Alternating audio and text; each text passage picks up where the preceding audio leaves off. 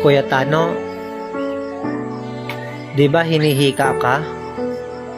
Bakit nagagawa mo pang magtrabaho sa bukid at ng mga mabibigat na trabaho? Hindi ka ba nahihirapan? Nalirapan din po. Rather po magpasok kasi na wala pong ba, wala pong kamo. Pinibigyan na lang po po na. Kapasok po ako na wala pong ba, wala pong kanin. Pag uwi ko po sa bahay, wala pong kanin. Sino nagbibigay sa iyo pagdating mo doon sa inyo? Sila ako po. Humingi ka na lang ng kanin. Kapag wala pong pasok, nagtatrabaho po sa bukid, nagbalat po ng mais at nag-isa po naghahanap po ng kanin. Pag may nagkapahanap po ng trabaho sa bukid, sinasama po ako para po sa mga po may pinagpipili po ako. At dumating po